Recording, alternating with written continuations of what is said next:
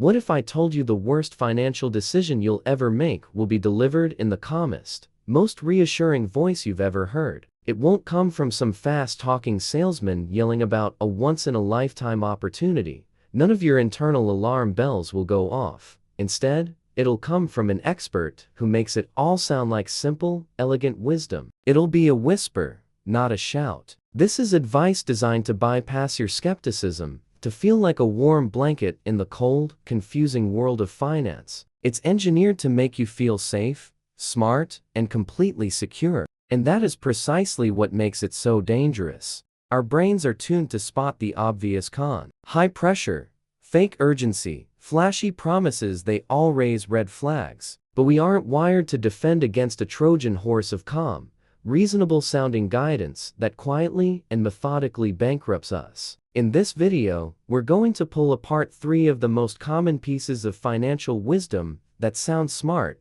but are built to lead you into devastating mistakes. And more importantly, I'm going to give you the mental toolkit to spot these threats so you can protect your money for the rest of your life. Before we get to the examples, we have to understand why this works. Why are we so vulnerable to a soothing tone and a confident, slow delivery? It boils down to a few glitches in our psychology. First, our brains love shortcuts. When we're faced with something complex like finance, we instinctively look for signs of credibility. And one of the most powerful signs is a calm, measured tone. Slow speech implies control. Balanced phrasing suggests fairness. A lack of urgency signals that this isn't a desperate sales pitch, but a piece of timeless truth. The tone feels competent long before our brain gets around to actually analyzing the content. Second, finance is stressful. The fear of messing up, of falling behind, of just not knowing enough, it creates this constant, low-level anxiety. Calm,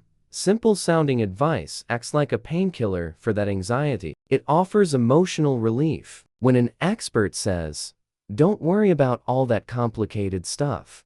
Just do this one simple, safe thing," they aren't just selling advice. They're selling you a feeling of security. And that feeling is addictive, making it incredibly hard to question the advice, even when it's clearly not working. And finally, this whole system gets supercharged by modern media. On platforms like TikTok and YouTube, algorithms are built to keep people watching. And what keeps us watching? Not always rigorous, nuanced analysis. It's often simple, easy to digest stories. A calm, confident speaker delivering simple truths will almost always get more views than a complex, data-heavy presentation that admits to uncertainty. It's no surprise that studies have found a staggering amount of financial advice on TikTok is misleading, with most of it lacking any kind of disclaimer. This is the trap. We mistake the delivery for the substance. We trade critical thinking for emotional comfort. We absorb whispers of wisdom that are, in reality, financial poison. So, let's expose the 3 most dangerous examples you'll run into. Let's start with the one you've heard 1,000 times, probably from a well-meaning person in HR or even a financial advisor in a slick office. It sounds like the most responsible thing you could do. The reasonable advice is, just set it and forget it. You're busy. You're not a Wall Street genius. The smart move is to outsource it. Put your money in a simple target date fund or let a professional handle everything. Just stay the course with the conservative portfolio and don't try to time the market. This advice is a masterpiece of deception because it's built on a kernel of truth. Yes, long-term, passive investing is a fantastic strategy, but that truth is used to smuggle in 2 silent wealth killers: total disengagement and catastrophic FEs. Let's break down the problem. First, the danger of disengagement. Set it and forget it doesn't just encourage you to be hands-off. It encourages you to be mind-off. It subtly teaches you that you aren't capable of understanding your own money. You stop learning, you stop asking questions, and you become a passenger in your own financial life for decades. This leaves you vulnerable to whatever changes your advisor or fund manager decides to make, without your knowledge or consent. But the more immediate and devastating danger is FEs. FEs are the termites of your financial house. They work silently, tirelessly, and out of sight. By the time you see the damage, it's already structural. For example, A popular, safe product pushed with calm reassurance is permanent life insurance, often sold as an investment. The pitch sounds great: security, tax advantages, cash value growth. But the fees can be astronomical, sometimes front-loaded so that for the first few years, your money is just paying commissions. This isn't just about insurance. It's about any high-fee product disguised as a safe, managed solution. Let's run the numbers on a typical, managed portfolio. Imagine you invest $100,000. A calm advisor puts you in some actively managed funds and charges a seemingly tiny, all-in fee of 2% a year. Meanwhile, your friend builds a simple, DIY portfolio of low-cost index funds with an average fee of just 0.25%. Let's say you both get the same market return of 8% a year before fees. After 30 years, where do you both stand? Your friend, paying 0.25%, has a portfolio that's grown to about $961,000. You, paying that small 2% fee, have a portfolio that's only grown to about $574,000. Let me repeat that. The difference is almost $400,000. That 1.75% difference in fees didn't just cost you a little bit. It cost you a house. It cost you years of retirement. And it was all sold to you with the calm smile and the promise of professional management. Plus, the word conservative is dangerously vague. It sounds safe, but it can be used to justify putting a 30-year-old into a portfolio with way too much in low-yield bonds or even cash, killing their growth potential. Target date funds, a common default option, often fall into this trap by becoming too conservative too quickly and carrying higher fees than simple index funds. Their one-size-fits-all approach just doesn't account for your personal situation. So, what's the solution? It's not to become a stock-picking expert. It's to become an engaged owner of your financial future. You don't have to be a pro, but you absolutely have to be inquisitive. Here are 3 non-negotiable questions to ask about any investment product or advisor. What is the total all-in fee I will be paying? I want to see a single percentage that includes expense ratios, advisory fees, trading costs, everything. What, specifically, this portfolio invested in? Explain to me in simple terms why this exact mix is better for my age and goals than a basic, low-cost S&P 500 or global index fund. How has this exact strategy performed over the last 10 and 20 years after all fees are taken out, compared to its benchmark? The goal here is to introduce friction. The safe bet fallacy relies on a smooth process. By demanding specifics, you break the spell. You force a real conversation about value, and you'll find out pretty quickly if their professional management is actually worth hundreds of thousands of your dollars. Our second piece of dangerous advice is maybe the most seductive. It comes from that charismatic guru on a podcast or a YouTube channel. He's leaning into the camera,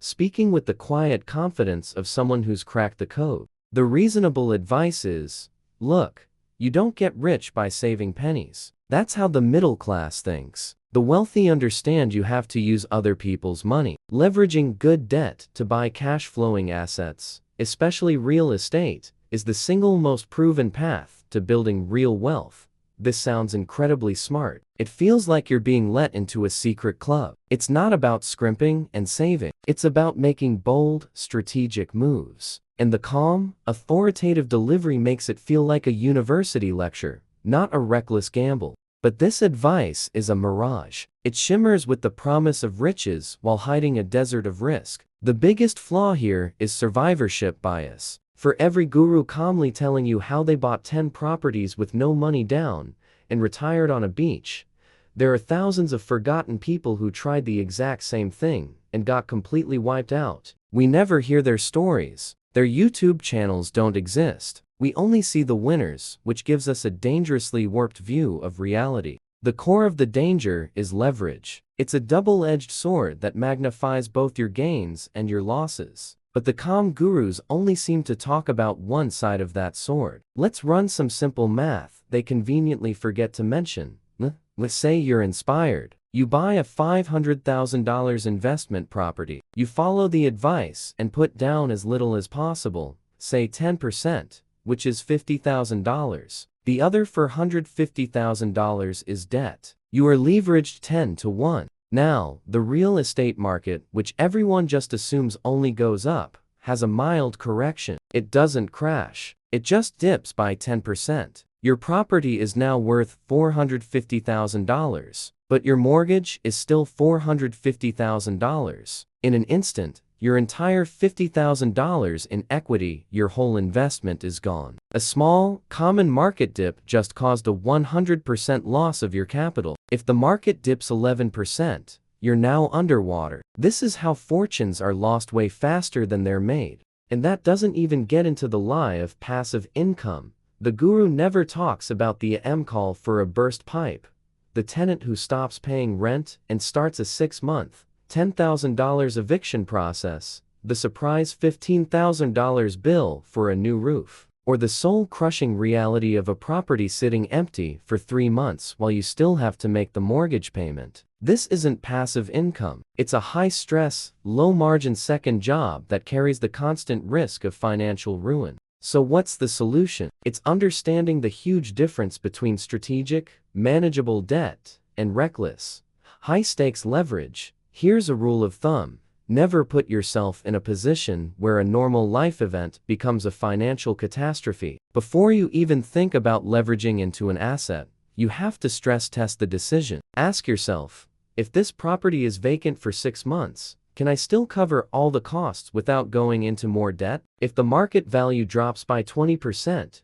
will I be okay? Or will I be forced to sell at a huge loss? If I get hit with an unexpected $20,000 repair bill tomorrow, do I have the cash to cover it? If the answer to any of these is no, you're not investing, you're gambling. The real solution is to build a strong financial foundation first. Have a fully funded emergency fund, consistently invest in a diversified, low-cost portfolio, and then maybe consider adding real estate with a much more conservative approach, like a 25-30 down payment, not 5%. Your defense here is to pause. When you hear that siren song of good debt, don't let the excitement rush you. Wait 48 hours. Step away from the podcast. Close the YouTube tab. In that quiet space, run the numbers on the worst-case scenario. The mirage usually vanishes under a little scrutiny. Our final piece of dangerous advice is the most deeply ingrained in our culture. It doesn't come from a guru or an advisor. It often comes from our own parents or friends. It's the conventional wisdom passed down for generations, and it sounds like the safest financial move on the planet. The reasonable advice is this: your home is your greatest asset. You should buy as much house as the bank will possibly approve you for, because real estate always goes up. Every extra dollar you have should go toward paying down that mortgage. It's a forced savings account and the safest way to build wealth. This feels so right and so responsible. It's tangible. You can see it and live in it. It feels infinitely safer than the abstract, volatile stock market. But this comforting belief is a trap of massive opportunity cost and financial fragility. Let's agitate the problem. First, we need to fix a basic misunderstanding of the word asset.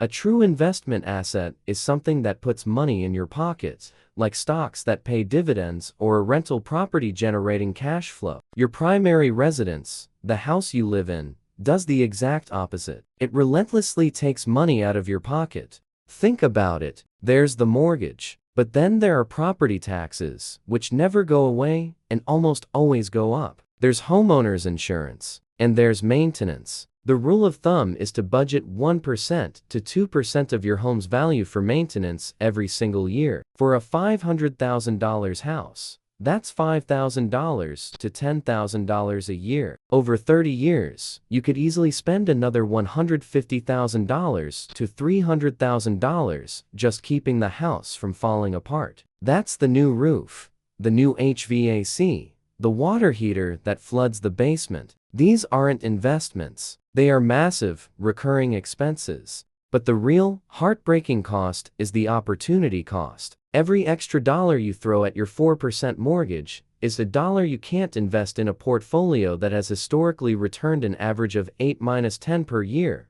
Let's run the numbers. Say you have an extra $500 a month. The reasonable advice says to put it toward your mortgage to build that safe home equity. After 30 years, you'll have paid off your mortgage a few years early. You will have an extra $180,000 in home equity. That sounds great. But what if you took that same $500 a month and invested it in a simple, low-cost S&P 500 index fund? Assuming an average 9% annual return, after 30 years, you wouldn't have $180,000. You'd have over $820,000. That's a difference of $640,000. By following the safe advice, you could be trading nearly $1 million for the feeling of being debt-free a few years early. And what's worse, that home equity is a liquid. You can't spend it. To get to it, you have to either sell your home or take on more debt. Your stock portfolio, on the other hand, can be sold anytime.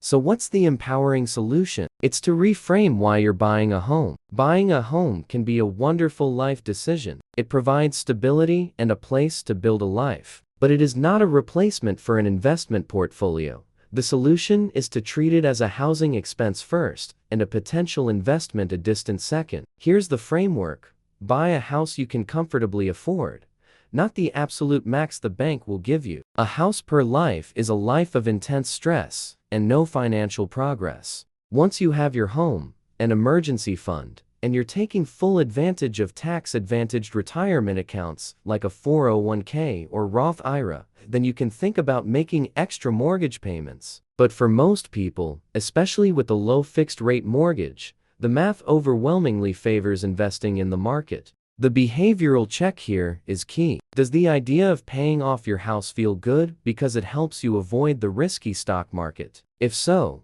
that feeling is a red flag. True financial security doesn't come from avoiding risk. It comes from understanding and managing it intelligently. Let's summarize the pattern here, because it's more important than any single example. The most dangerous financial advice, the kind that sounds calm and reasonable, always has 3 fingerprints. First, it oversimplifies a complex topic, promising one easy answer. Second, it plays on our deepest emotions, the desire for safety, simplicity, or a shortcut. And third, it uses a calm, confident tone to switch off the critical thinking part of our brains. Your best defense, then, isn't to learn every financial secret out there. It's to build a mental firewall. From now on, I want you to try a new rule.